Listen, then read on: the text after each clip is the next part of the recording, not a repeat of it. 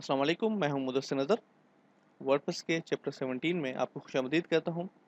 और जैसे कि आप सब जानते हैं कि हमने एक जो है वो वर्डप्रेस की सीरीज़ स्टार्ट कर रखी है। पिछले ट्यूटोरियल में हमने एक एचटीएमएल टेम्पलेट को वर्डप्रेस में जो है वो बनाया था, और हमने सिर्फ उसकी जो सीएसएस फाइल्स हैं और जो इमेजेस वगैरह उसकी फाइल्स दूसरी हैं वो हमने जाके उसकी डायरेक्टरी में रखी थी। और उसके बाद हमने ये सीखा था कि किस तरीके से हम अपनी सीएसएस फाइल्स को वर्डप्रेस के ज़रिए लिंक कर सकते हैं हेड में।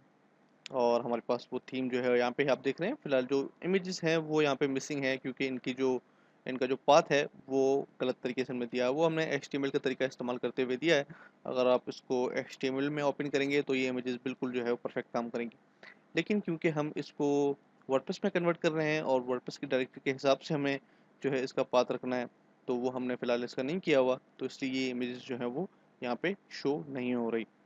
इस ट्यूटोरियल में हम देखेंगे कि किस तरीके से हम जो है इन फाइल्स को लिंक कर सकते हैं और किस तरीके से हम अपने लोगों को जो है लिंक करवा सकते हैं हमारे होम पेज के साथ। एचटीएमएल में तो हम इसको लिंक कर देते हैं हमारे इंडेक्स फाइल के साथ, हाँ वो इंडेक्स पीएचपी हो या इंडेक्स एचटीएमएल हो, उसके साथ हम लिंक कर देते हैं। तो हमारा जो पेज है वो, हमारा जो लोगो है वो लिंक हो जाता है उसके साथ। और जब भी कोई हमारे लोगो के ऊपर क्लिक करता है तो वो हमारे मेन साइट के होम पेज पे आ जाता है। लेकिन वर्डप्रेस में भी अगर आप index.php का लिंक देंगे तो इसको जो है वो सही नहीं समझा जाता अमूमन।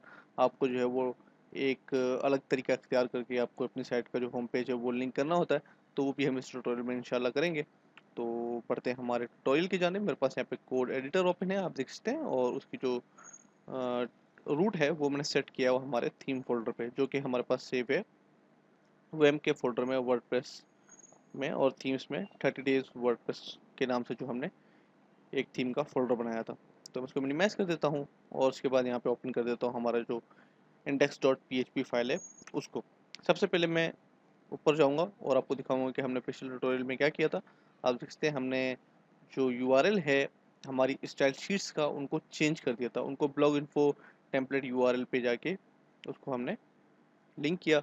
और पिछले ट्यूटोरियल में बना चुका हूँ ये हमने क्यों किया था, इसकी वजह क्या थी। पिछले ट्यूटोरियल में हमने जो एक चीज़ मिस कर दी वो है हमारा जो हेड है और जो फुटर है उसको कॉल करवाना। क्योंकि जब भी आप वर्डप्रेस में कोई भी एक्स्ट्रा प्लगइन जो है वो इंस्टॉल करते हैं तो उसको एक जो है वो डब्ल्यूपी हेडर चाहिए होता है, जहाँ पे वो आके अपनी तमाम सीएसएस फाइल्स जो है वो आके सेव करता है और वहाँ से वो पिक करता है फिर उन फाइल्स को।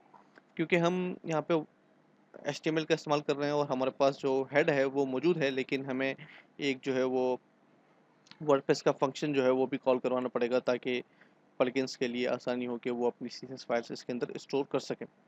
तो प्लगइन हेडर कॉल कराने का तरीका ये है, मैं यहाँ पे पीएचपी का कोड लिखूंगा और उसके बाद इसके अंदर लिखूंगा wp_head, ओके, ब्रैकेट पेरेंथीसेस और उसके बाद कॉलन। और उसके बाद मैं हमारे पीएचपी के कोड को बंद कर दूंगा और हमारा जो हेड है वो अब रेडी है। इसी तरीके से हम फुटर को भी कॉल करवा लेंगे। तो मैं नीचे जाऊंगा और हमारे पास यहाँ पे एक फुटर का जो डिव है वो बना हुआ है। एक डिव है जिसके अंदर एक क्लास भी अप्लाई है और एक आईडी भी अप्लाई है। तो मैं आईडी के अंदर जो है इसको सेव कर दूंगा और हेड को चेंज कर दूंगा फुटर के नाम से। कि कुछ प्लगइन्स जो हैं वो हेड के अंदर जाके अपनी सीएसएस फाइल्स को लिंक करते हैं और कुछ प्लगइन्स जो हैं वो फुटर के अंदर लिंक करते हैं। तो ये एक बहुत ज़रूरी है कि आपके थीम में जो है ये दोनों चीज़ें मौजूद होनी चाहिए, वरना आपके प्लगइन्स जो हैं वो काम करने में मुश्किल पेश आएगी, वो काम नहीं करेंगे। क्योंकि जब उनकी सीएसएस फाइल्स ही नहीं होगी तो वो सही तरीके से आपको रिजल्ट नहीं दे सकेंगे। उसके बाद मैं ऊपर जाऊंगा और स्टार्ट करूंगा हमारे लोगो से। तो हमारा लोगो ये रहा, आप देख सकते हैं। मैं यहाँ पे यही तरीका इस्तेमाल करूंगा जो कि हमने यहाँ पे किया है। पीएचपी का टैग ओपन करूंगा, ब्लॉग इन्फो, और उसके बाद तो ब्रैकेट बनाऊंगा और उसके बाद टेम्पलेट यूआरएल हमने यहाँ पे यूज़ किया है, लेकिन हम इमेजेस में यूज़ करेंगे टेम्पलेट डायरेक्टरी। क्योंकि हमारा जो ब्राउज़र है वो सबसे पहले अगर कोई इमेज आती है तो वो जाए टेम्पलेट डायरेक्टरी में। टेम्पलेट डायरेक्टरी हमारी है थीम्स के अंदर, जो हमारा फोल्डर है थीम का वो हमारी टेम्पलेट डायरेक्टरी। हमारा तमाम पूरा जो टेम्पलेट की फाइल्स हैं वो सारी की सारी यहाँ पे पड़ी हुई हैं। तो वहाँ जाए और उसके बाद इमेजेस में जाए और इमेजेस के जो उसको इमेज चाहिए उसको पिक करके ब्राउज़र में डिस्प्ले कर दे। तो यही काम हम करने जा रहे हैं। मैं यहाँ से इसको कॉपी करूँगा और अब आऊँगा हमारे लोगो की जानिब। मैं इसको पेस्ट कर दूंगा यहाँ पे, और अगर मैं इसको रिफ्रेश करूँ तो ये काम नहीं करेगा। उप्स, इसने काम कर दिया। लेकिन यहाँ पे जो असल तरीका है वो हम यहाँ पे टेम्पलेट यूआरएल नहीं, टेम्पलेट डायरेक्टरी का इस्तेमाल करेंगे, क्योंकि टेम्पलेट यूआरएल में भी ये जाके कंप्लीट एक यूआरएल जो है उठा लेता है और उसके बाद स्लैश लगा के उसमें इमेजेस खोल देता है। लेकिन हम यहाँ पे टेम्पलेट डायरेक्टरी का इस्तेमाल करेंगे ताकि वो हमारे टेम्पलेट डायरेक्टरी में जाए और वहाँ से थीम को पिक करे। ओके, मैं इसको टेम्पलेट डायरेक्टरी चेंज कर दूंगा और अब इसको रिफ्रेश करूँगा तो हमारे पास लोगो यहाँ पे आ गया। और उसके बाद हम जो लोगों में हमारा काम करेंगे वो है इसको लिंक करना। फिलहाल अगर आप इसके ऊपर हवर लेकर जाएं, माउस लेकर जाएं, तो ये लिंक नहीं है, तो इसको लिंक करना ज़रूरी है। तक अमूमन लोग जो है वो डायरेक्ट जाके होम पे क्लिक नहीं करते, बल्कि लोगों पे क्लिक करते हैं होम पेज के लिए। ठीक है, तो हम इसको चेंज कर देंगे। यहाँ पे मैं लिखूँगा href। ओके, और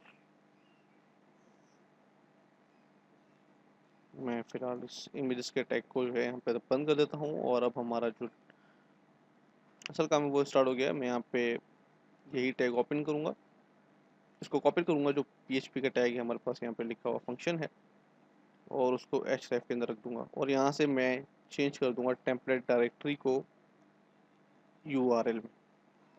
ओके, जब भी इसके ऊपर कोई क्लिक करे ये साइट के यूआरएल पे जाए, ब्लॉग इन्फो पे जाए, जो कि हम WP सेटिंग्स में जाके रखते हैं जनरल में, और वहाँ से यूआरएल उठा के वहाँ पे लिंक कर दें। तो मैं इसको रिफ्रेश करूँगा, और अब मैं किसके पे क्लिक करूँगा तो आप देख सकते हैं ये दोबारा रिटर्न हमारे इसी पेज के ऊपर आ जाएगा। इसी तरीके से हम ये जो हमारे पास मेन्यू है, होम का बटन है, उसको भी मैं यही चीज़ अप्लाई कर दूँ। तो मैं यहाँ से इसको कॉपी कर लेता हूँ यहाँ तक, और अब मैं आऊँगा होम की तरफ, और href में जो index.html का पेज है उसको हटा के मैं इसको लिंक कर दूँगा। चलें, अब मैं अगर इसको रिफ्रेश करूँ तो हमारा जो पेज है वो वहाँ पे लिंक हो चुका है। और उसके बाद हम बढ़ेंगे हमारी इमेजेस की जानिब। इमेजेस की जाने के लिए भी मैं यही सेम फंक्शन इस्तेमाल करूँगा, लेकिन टेम्पलेट डायरेक्टरी करूँगा। ठीक है, तो मैं इसको कॉपी कर लेता हूँ यहाँ से, और तमाम जो हमारे थीम में फाइल्स हैं उन तमाम को मैं लिंक कर दूँगा इस तरीके से। ये हमारे स्लाइड शोज़ की इमेजेस हैं, जो कि हमने स्लाइड शो यूज़ किया है, लेकिन हम इसको भी बाद में आगे जाके हटा देंगे ताकि हम एक जो है वो इसका प्लगइन यूज़ करें और उसके बाद वो चेंजेबल हो, हमें कोड को जो है वो छेड़ना ना पड़े बार बार। तो इसको भी हम एडिट करेंगे इंशाल्लाह अगले ट्यूटोरियल में। तो मैं यहाँ पे तमाम इमेजेस को जो है वो लिंक कर देता हूँ।